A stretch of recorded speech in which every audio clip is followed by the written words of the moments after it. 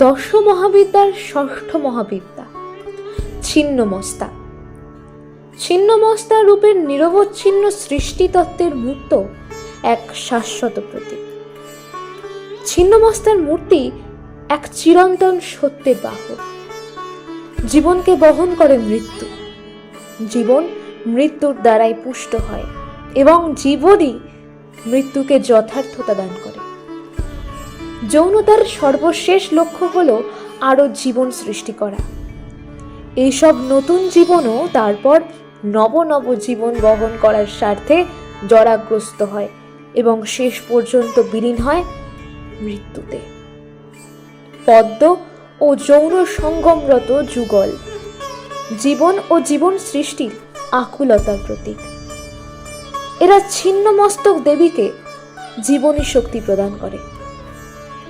দেবীর কবন্ধ থেকে রক্তের নির্গমন মৃত্যু এবং জীবনী শক্তি ক্ষয়ের প্রতীক।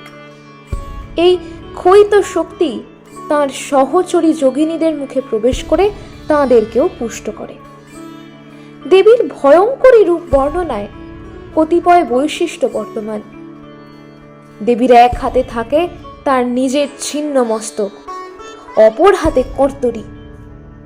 দেবীর স্কন্ধ থেকে 3টি রক্তধারা নির্গত হয়ে একটি তার নিজের মুখে এবং বাকি 2টি অংশ তার সহচরীদের মুখে প্রবেশ করে তাদের পুষ্ট করে।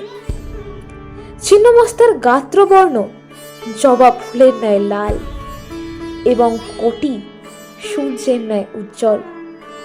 দেবী সাধারণত নগ্না, হৃদয়ে নীলপদ্ম বিদ্যমান।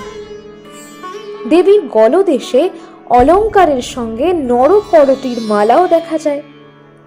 দেবী একাধারে জীবনহন্ত সত্তার প্রতীক, অন্যদিকে দিব্য জননী এবং জীবনদাত্রী রূপেও পূজিতা হয়।